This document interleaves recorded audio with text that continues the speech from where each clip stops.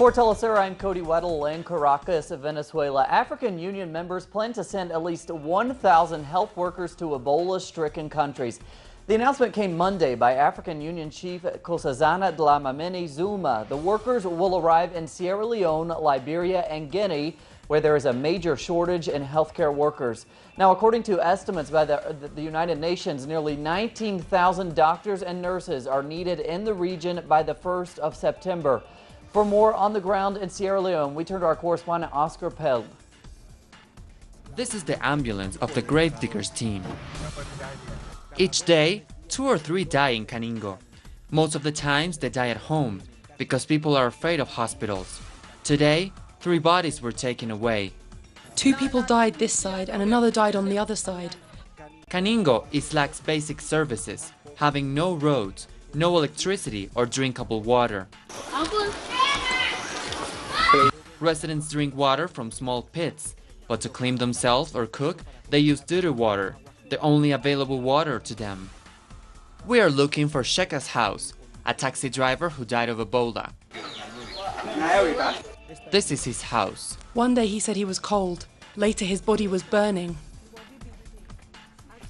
Maria, Sheka's sister, told us the terrible story of how powerless her family felt in dealing with Ebola.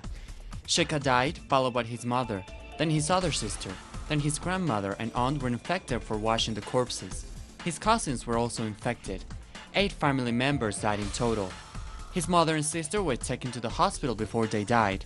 His sister was isolated due to the Ebola infection, and so they knew nothing about her after a hospitalization, not even where she was taken to. This is my mother, and this is my sister. All of them are dead. The current economic situation of the family is also dire. 18 years old Maria, junior high school student, has to work at the market now to feed her sisters and nieces. This is the reality of the slums in Freetown. On the one hand, there's a great deployment of economic resources and large amounts of money being allocated to fight the disease. Desde Freetown, Oscar Pelde para Telesur. And thanks to Oscar, to Latin America now, the governor of the Mexican state of Guerrero, Angel Aguirre Rivero, has signaled his resignation after losing support within his own political party, the Party of the Democratic Revolution. The party has faced immense pressure from the public to take action in response to the 43 students who went missing in the city of Iguala. For the very latest, we turn to our correspondent Clayton Kahn. After a night of tens of thousands of protesters essentially shut down the city center of the Mexican capital, the parents of the disappeared 43 Ayotzinapa students who led the evening march declared that they will give federal authorities 2 more days to find their children or, quote, take other types of measures. This comes after Mexico's Attorney General announced yesterday that the government still does not know where the students are, yet has officially placed the blame on the fugitive Iguala mayor José Luis Abarca and his wife Maria de los Ángeles Pineda for being the intellectual authors of the forced disappearances of the youth. Meanwhile, today, prominent human rights defender and priest Father Alejandro Solelinde is to officially declare in the Attorney General's office what witnesses have told him, that the youth were marched to graves and then burned alive. This is Clayton Kahn reporting for Telesur.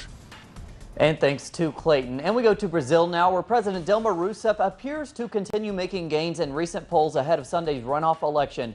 2 new opinion surveys show Rousseff leading Aécio Neves by 6 to 8 percentage points. It appears Rousseff has gained ground by reminding voters of rising wages and expanding social programs achieved under her party's rule.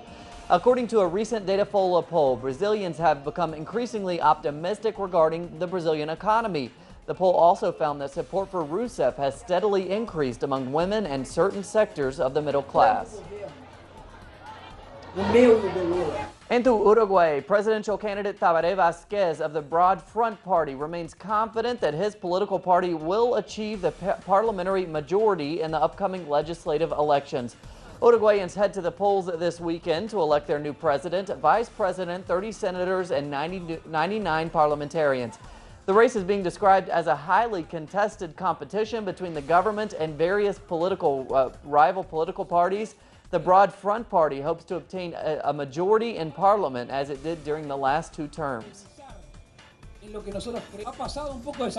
To Central America now, where during a training exhibition fair of the Honduran Armed Forces, children from different public elementary and high schools visited Air Force facilities to learn about weapons and the military. Many are now calling that a violation of international treaties on children's rights, of which the Honduran government is a signatory. Telesur's correspondent in Honduras, Gerardo Torres, has more on these allegations. The Honduras military force invited public schools to their training and exhibition fair. There, children played with guns and powerful weapons. The aim was to raise general awareness about the role the military have in the country. We want to show our people how the armed forces have an organized education system inside our institution. That is our main goal. Show our people how a soldier is trained. On June 23rd this year, the Children's Rights Committee of the United Nations sent a formal letter to President Juan Orlando Hernandez expressing their concern about programs like Guardians of the Homeland that provides military education to poor children. It was recommended to some countries, and Honduras is not the exception, to refrain from involving boys and girls in military activities like school visits to military bases or military events in education centers.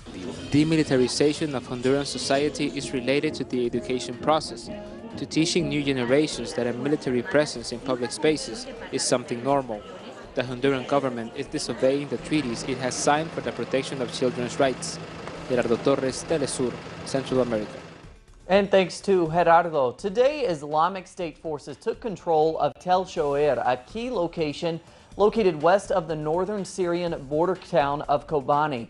Pentagon officials say that the U.S.-led coalition has dropped nearly 500 warheads in and around Kobani over the past 3 weeks. Currently, as many as 9,000 ISIS fighters have invaded the town, battling 3,000 Kurdish fighters who are seeking to deter the ISIS advance. Pentagon officials report that the ongoing military operations by U.S. forces have cost U.S. taxpayers around $7.6 million per day. A man who rammed a car into pedestrians in Jerusalem has died after being shot by Israeli police. The incident killed a 3-month-old Israeli girl and left over 7 people injured. His motivations remain unclear. His family insists that it was an accident, but Israeli police have called it a planned attack. Other Palestinians have speculated that the incident was revenge for the death of a 5-year-old child who was struck by the vehicle of an Israeli settler on Sunday. For more on the back and forth, we go to our correspondent, Noor Herzine.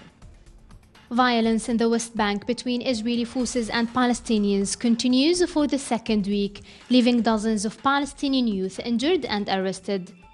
Overnight on Wednesday, Israeli forces detained 17 Palestinians across the West Bank and East Jerusalem. In the town of Selfit, Israeli troops detained 6 men from the Rayyan family after raiding their homes. 3 teenagers were detained in the Hebron district, and another 2 men, identified as Imad Maria and Muhammad Bargit, were detained in the town of Beit Omar. The latest round of violence began early last week in the old city of Jerusalem when Israeli forces stormed the holy site of Al-Aqsa Mosque, clashing with rock-throwing youth. The violence has since spread to other towns and cities of the West Bank. Clashes are now being reported across the occupied territories. In the Bethlehem area village of Husan, Israeli forces detained Ramadan Sbeitan after a large military force raided the area. Palestinian officials condemned the Israeli attacks and ongoing policies and have asked the international community to intervene. And thanks to Noor, the renovation of the Picasso Museum in Paris has surged $27 million over budget and is 3 years behind schedule. Despite that, officials say it will still open on Saturday. First opened in 1985, the gallery holds one of the world's most extensive collections of Picasso's work, including 5,000 paintings, drawings, sculptures, and documents.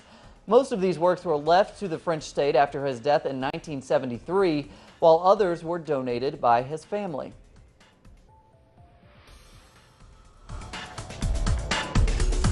We have plenty more on those stories and others at our website, telesurtv.net/English. For Telesur English, I'm Cody Weddle. Have a great night.